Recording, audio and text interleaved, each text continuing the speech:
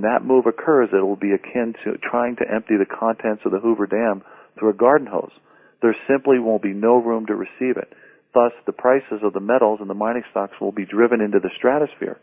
So much money, literally oceans of fiat money that are devaluing drastically, and governments collapsing. Well, look what's happening in Iceland right now. We're not even seeing it on the news. They don't want to report it. Their government got involved with derivatives. The whole thing imploded on them. The government's imploded. Yeah, I think you've hit it right on the nose there. And you know who's most worried about this, of course, is London, being the financial center there of that part of Europe and the very close ties that the three major Icelandic banks had with many of the London banks who are now facing those same toxic debt problems. Yeah, no, this is worldwide problem. See, a lot of people are thinking it's just the United States, and whatever happens in the United States will happen around the world. Hey, it's already happening in Greece and Iceland in particular. Those two countries are already having severe rioting, food shortages, loss of work, collapse of the whole economy. So we're projecting that this is going to get worse, far worse. Then you look at the problems here in America with where are they going to go? Well, they're going to start another currency, right? The politicians aren't going to pay for their shenanigans. Who's going to pay? The citizens who have saved money, who have kept their money in U.S. dollars and U.S. bank accounts and U.S. Treasury bills, all denominated in dollars, will wake up one morning and find out that 90, 80, 70, I don't know what the percentage is, but a large majority of their purchasing power of their savings will be wiped out in the blink of an eye. And this will come from the statement of the Fed or the Treasury, I don't know who will say, but during the crisis, as they have to come on television and tell us because of the crisis with the dollar, right, they'll say we have to start a new currency. And oh, by the way, for every 100 U.S. dollars you have in your bank account, you now get 10 Ameros or 20 Ameros or 30 Ameros, whatever the number is going to be. Obviously, it's going to be a number greatly less than what it should be. That's where those of us who hold dollars too long get hurt in a major way. Suddenly wealthy people suddenly become very poor. This event is coming, in my opinion, as sure as death and taxes. It's just the timing of it. This is the million-dollar question, like I said, trying to guess the timing of this unfolding. It's very, very hard to pinpoint that, but we know it's coming soon. And the way the issues are accelerating, just in the last few months, it looks like every month things just seem to take another turn for the worse, far worse than what we had anticipated or what we expected. It's news coming worldwide now. It's just not news coming from the United States anymore.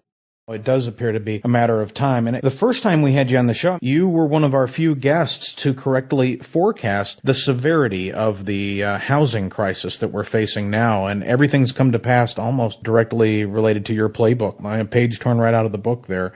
Right, we're seeing these collapsing bubbles that I talked about. Now the next big bubble is the Treasury. This is the big one that's going to really swamp people. And this is coming, I think, sooner rather than later. I would say within the next 12 months, somewhere in that time period, towards the latter part of the year, we're probably going to see this crisis really blow up on the bubble with treasuries. You can't help but notice that the dollar, the greenback rally, has coincided somewhat with this T-bill rally. It's more than a rally. It's exactly what you called it, and that's a bubble. Do you see a correlation there? I mean, will we also see the dollar, unfortunately for us gold bulls and silver bulls, rally here along with T-bills, or is that correlation irrelevant?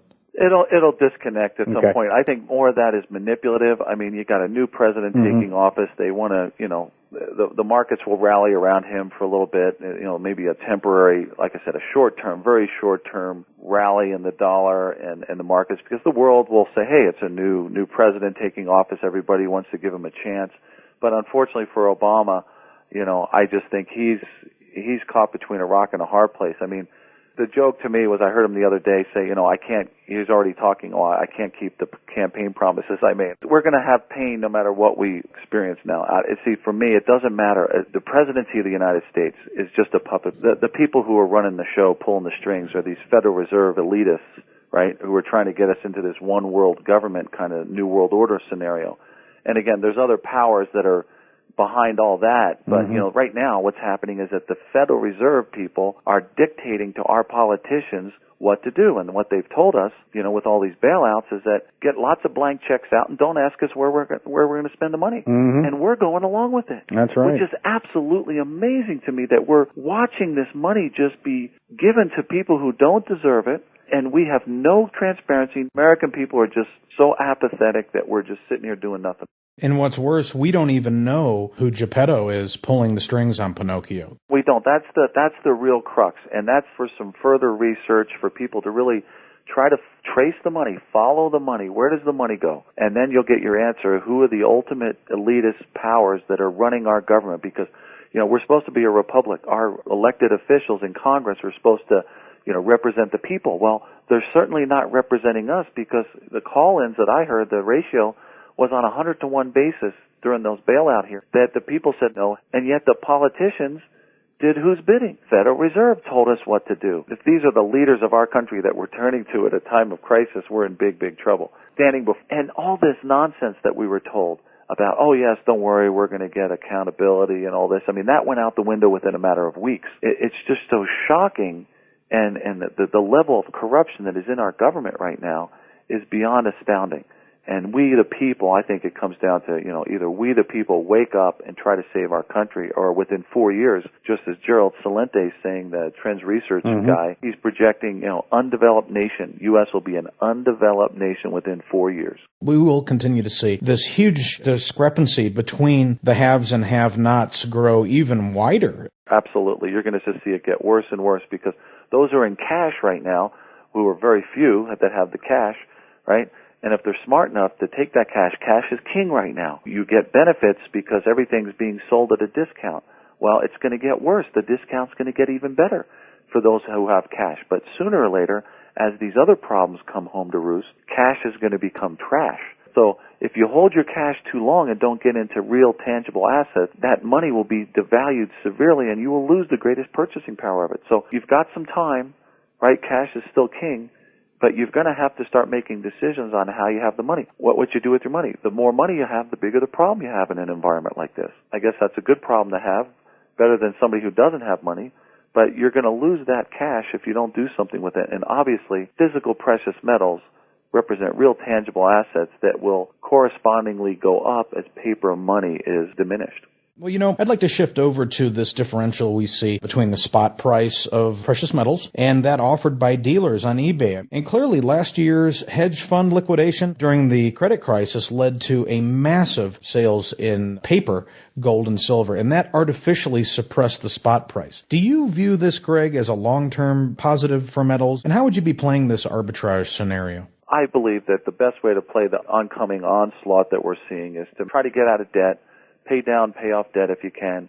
Get a food storage. I believe food is going to, just like Gerald Celente saying, I believe food is going to become a very pressing concern. We can access food so easily and so cheaply right now, but that's going to change.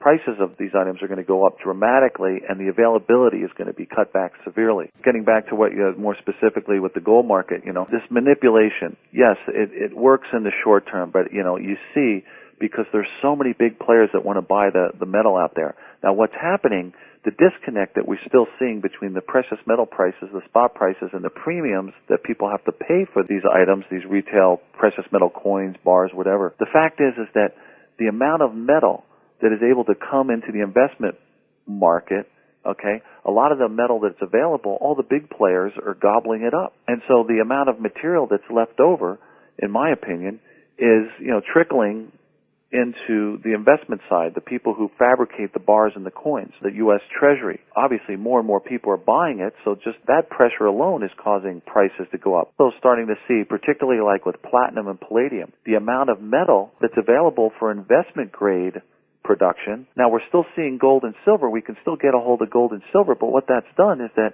because so many people are chasing after this small little market called physical precious metals, the premiums and the delivery times have gone way beyond what is normal. But people are still willing to pay it because they understand that, look, I've got to get something other than paper money to protect myself. And so this pressure is continuing. As another thing, like dealers, typical gold bullion dealer, silver bullion dealer, a third of the material that they sell to new clients comes from their existing clients who bought years ago, who are taking profits or need to raise cash. What we've seen at Amerigold, and I've heard other bullion dealers say the exact same thing, that material is not available because nobody's selling at these artificially suppressed prices. Nobody wants to sell, everybody wants to buy. So that, as a bullion dealer, that source of material from our existing clients is not there. So what that means is that then we all need to go get all of our material to sell to our new clients has to come from new fabrication, bars, coins, whoever the fabricator is, whether it's a U.S. Treasury, the Canadian Mint, the Austrian Mint, or the bar fabricators. All of the dealers have to get all their metal from those sources. So of course they're stressed out. They can't keep up. So it's natural that they're going to raise their premiums when they have such a high demand.